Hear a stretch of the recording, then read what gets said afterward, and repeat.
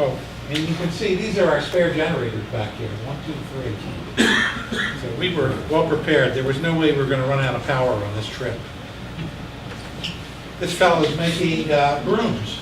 Take palm fronds, dried out palm fronds, and the backbone of the palm fronds, turn that into a handle, and then make brooms out of it.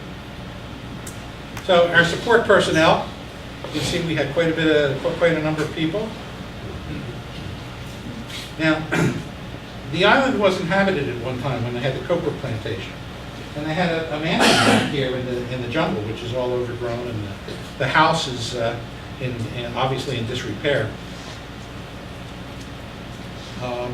But we could hike back to it. This is the kitchen for the house.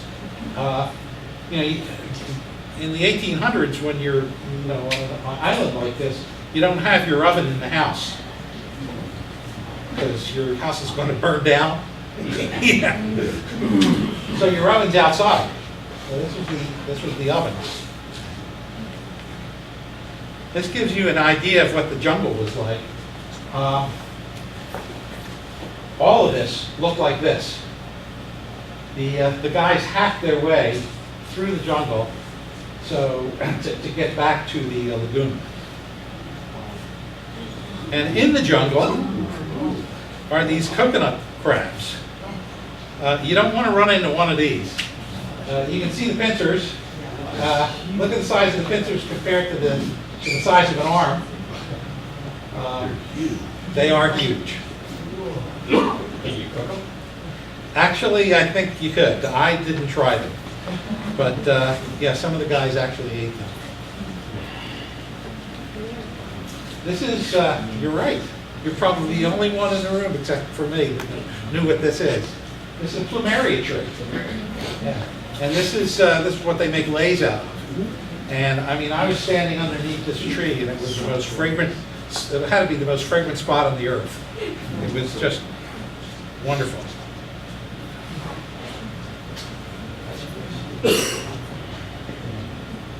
This was where some of the structures that were in the area where the inhabitants of the island lived when it was inhabited. And you can see it's all open air structure. There's no walls.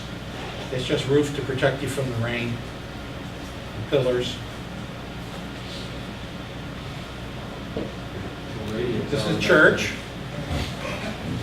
And this church was used every Sunday morning. We were there 2 Sundays, and the Islanders went to church. I don't know if any of our team went to church, but they had services. The interior of the church. Yep, Noah put a weather station on the island.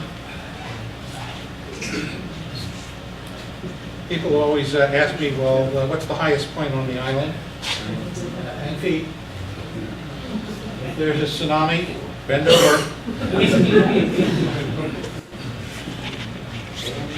This is an idol that actually it is thought stood at the opening to the through the reef at one time to alert the Polynesians that came by in their canoes how to get onto the island, how to get through the reef. Some pictures of the lagoon. You can see it's just absolutely beautiful. Now Quiet. that's salt water, the brackish, right? Brackish, 60 feet down. The top 60 feet they knew was fresh. And then below that, it was brackish, and they didn't know how deep it went. Oh. So, Eli Hutchinson Jennings, born 14th November 1814, at Southampton, Long Island, New York. Died 4th of December 1878. And Olasenga. Olasenga is the native designation of Swains Island. And he was 62 years old. This is the medical clinic that was used when there were people living there, the dispensary. It's in disrepair now. So this, for those of you who are squeamish, turn the other way for the next 5 minutes. But everybody always asks me, well, you're the doctor, what kind of problems did you have to deal with? So, we're going to show you. I don't know, this is probably just a heat rash with some mosquito bites mixed in. But you really have to take good care of yourself, good care of your skin. You had to keep yourself clean, keep yourself dry, or else you were going to run into trouble. This was easy to deal with. This disturbed me. This is the foot of one of my teammates who was a diabetic. Was wearing flip-flops. Got some coral caught between the flip-flops and his foot. He's got a peripheral neuropathy, part of his diabetes, so he can't feel the pain when there's a stone in his, under the sole of his foot. And he got a couple pretty bad blisters. And I was really worried about him getting an infection. And we helped clinic every day, and I made sure that these areas were kept clean, and they did eventually heal up okay. But he did learn a lesson, and he did have tennis shoes with him, and he wore them thereafter.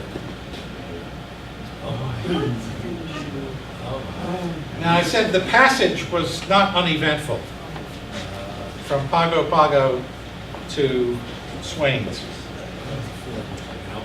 One of the Germans on the trip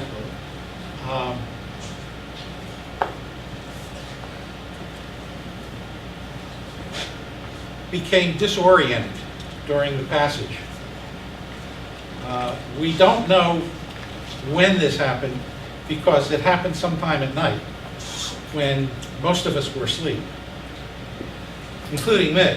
When one of the crew comes up and says, "Are you the doctor?" And I said, I looked around and I said, "Well, I guess I am." And they said, "Well, you better come with us. We have a problem." So I figured it was one of the crew people that had a problem. It turns out it's this fellow. He had been wandering the ship, disoriented, and the reason he was found was the crew, when they went around to check the ship, was finding blood trails all over the ship and didn't know where it was coming from until they ran into this guy. He had a hockey stick-sized gash on his lower leg, exposing his tibia. And I mean, he was totally out of it. Was he drunk? No. As we think that, or it's thought that he had a reaction to the scopolamine patch that was used. That's an extremely rare side effect of the medication. I've used patches, and my teammates have used patches on multiple trips. I've never seen anything like this. But nevertheless, it happened. So I had to sew up his leg. And you might say, well, you did a crappy job. Look at all the blood there. Well, the guy's on Coumadin. Everybody knows what Coumadin is. I can tell. You shouldn't go on this trip. I did not want him on this trip when I saw his medical history, but again, I was overruled by the leaders. So here's a guy who is out of his head, and I have no idea why. For all I knew, he might have had a mini stroke. He might have had some kind of heart attack or some other kind of neurological issue. Just no way of me knowing. And he was totally unmanageable because we couldn't get him to just sit down and put his leg up, as you see here, because as soon as we left him, he was up roaming around again. out of his head. So he never got off the ship at Swains. The ship turned around, as it had planned on doing, and took him back to Pago Pago, to the hospital on Pago Pago, and he was hospitalized there for about 4 days or so. And it was their opinion that it might have been a reaction to the scopolamine. I don't know. But I did see him when we got back, and he was fine when we got back to Pago Pago. But he missed the expedition. Now, this fellow, you can see he's got some kind of bite there and some redness around it.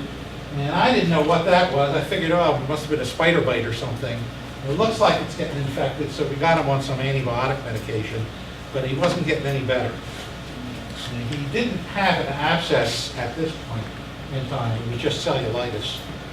But he was not getting any better, so I told him that as soon as he got back, he lived in West Virginia, as soon as he got back to West Virginia, he was to go to urgent care or the local emergency room and get this looked at, because he was not improving.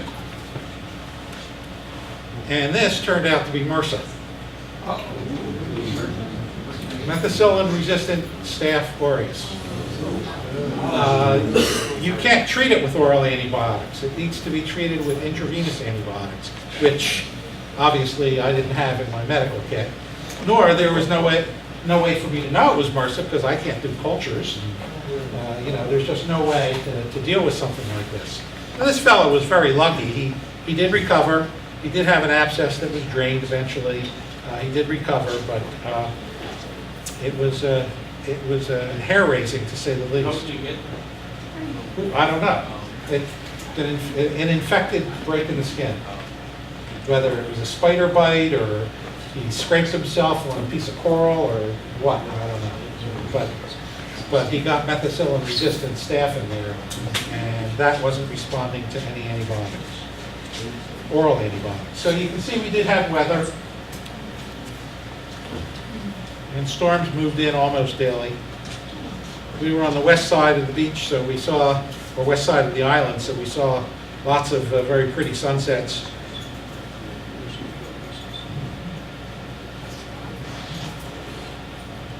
When we got back to Pago Pago, Alex Jennings took us on a trip around Pago Pago just to see what civilization was like. So here we are in a little bus, and you recognize Charlie Tuna? So the StarKist factory is right here in Pago Pago. In fact, if you recall, not too long ago, a couple of years back, Nancy Pelosi's husband is a venture capitalist, and they had a significant position in StarKist Tuna. And there was an issue about minimum wage, and Nancy Pelosi made sure that Pago Pago was exempted from providing the minimum wage, so that they could, quote, keep StarKist open. There were 2 tuna factories on Pago Pago, the other one closed. Politics at work. So this is the StarKist tuna packing plant. And we visited some of the local shops. And the produce is breadfruit, bananas, coconuts. Did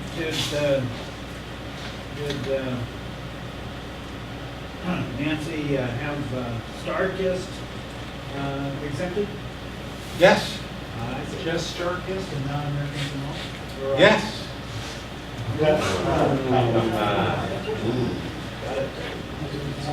Let's not get into politics anymore. Wait, no.